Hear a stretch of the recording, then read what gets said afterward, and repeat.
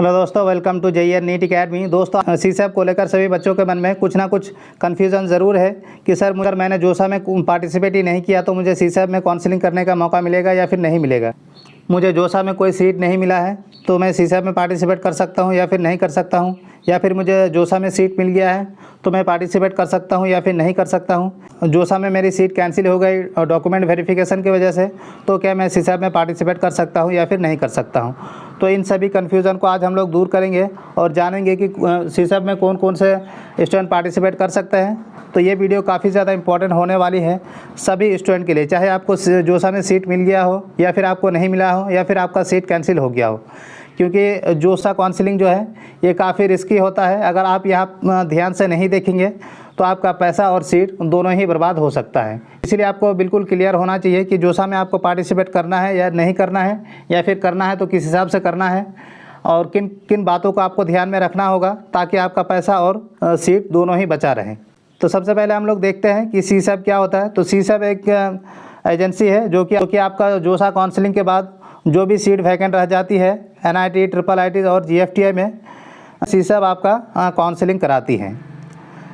सबसे इम्पॉर्टेंट बात यहाँ पे ये है कि IIT सीसैप में पार्टिसिपेट नहीं करता है, यानी कि अगर IIT में कोई भी सीट बचता है तो वो प्रिपरेटरी कोर्स से उस सीट को भरा जाता है। अगर हम लोग सीसैप की ऑफिशियल वेबसाइट की बात करें तो ये आपका ऑफिशियल वेबसाइट है और यहाँ जाकर आप जो भी सीसैप का प्रोसेस है इस ऑफिशियल वेबसाइट से ही जाके आप लोग कर सकते हैं। इसका लिंक आपको डिस्क्रिप्शन में दे दिया गया है, आप डायरेक्ट वहाँ से जा के देख सकते हैं। तो सबसे पहली बात तो ये है कि सीसैप में कौन कौन अप्लाई कर सकता है। आप यहाँ पे देख सकते हैं all candidate who were eligible JoSAA for NIT plus system as per JEE mains 2024, वो सभी स्टूडेंट आपका जोसा काउंसलिंग में पार्टिसिपेट कर सकता है, चाहे जोसा में सीट मिला हो नहीं मिला हो। जो भी एलिजिबल कैंडिडेट है और जोसा में पार्टिसिपेट किए होंगे या फिर नहीं भी किए होंगे उसको 9 टाइप में डिवाइड कर दिया गया है, क्योंकि यहाँ हर एक टाइप को जानना ज़रूरी है और आप किस टाइप में बिलोंग करते हैं वो आपको जानना बेहद ज़रूरी है। तभी आप सीसैप में अच्छे से काउंसलिंग कर पाएंगे और आप अपना सीट जो सीसैप में ले पाएंगे। तो टाइप वन में ऐसे कैंडिडेट आते हैं जो कि जोसा 2004 में रजिस्टर ही नहीं किया था, हालांकि वो एलिजिबल था। टाइप टू कैंडिडेट ऐसे हैं जो कि जोसा काउंसलिंग में पार्टिसिपेट किया था लेकिन उसे कोई भी सीट जोसा में नहीं मिला। टाइप 3 ऐसे कैंडिडेट है जोसा में पार्टिसिपेट तो किया था लेकिन उन्होंने फ़ीस जमा नहीं किया, इसके वजह से उसका जो सीट है वो कैंसिल हो गया। और टाइप 4 ऐसे कैंडिडेट हैं जो कि अपना जो सीट है वो अपना विड्रॉल कर लिया। या टाइप 4 ऐसे कैंडिडेट है जिसने अपना सीट जो है विड्रॉल कर लिया। और आपका टाइप 5 ऐसे कैंडिडेट हैं जो कि आपका जोसा में पार्टिसिपेट तो किया था लेकिन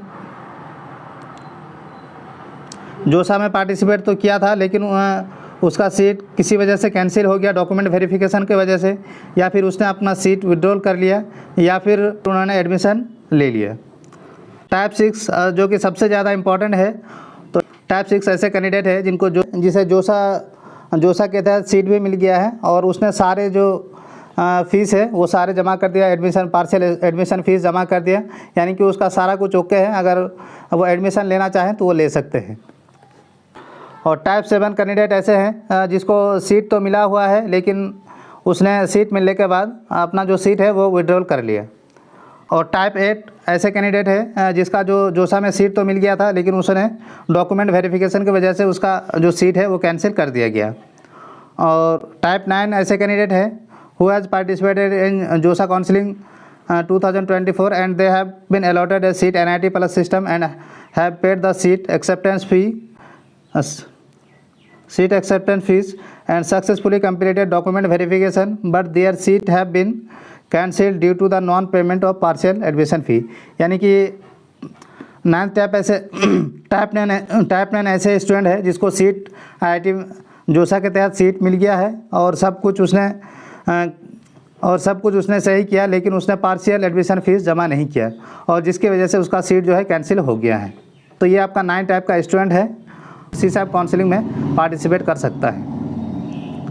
अब यहाँ इम्पॉर्टेंट पॉइंट जो कि सबसे ज़्यादा इम्पॉर्टेंट पॉइंट ये है कि अगर किसी भी कैंडिडेट को टाइप 6 वाले कैंडिडेट कौन सा था जिसने जोसा काउंसलिंग में पार्टिसिपेट किया और उसे सीट मिल गया और उसने पार्शियल डॉक्यूमेंट वेरिफिकेशन भी हो गया उसका, और पार्शियल एडमिशन फ़ीस और सीट एक्सेप्टेंस फ़ीस, सारे फ़ीस उसने जमा कर दिया और उसने ऑलरेडी जोसा में अपना जो सीट है वो सिक्योर कर लिया है।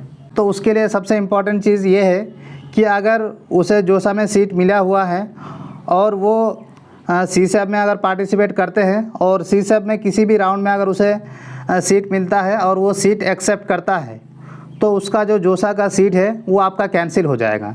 ये सबसे इम्पॉर्टेंट पॉइंट है टाइप 6 कैंडिडेट के लिए।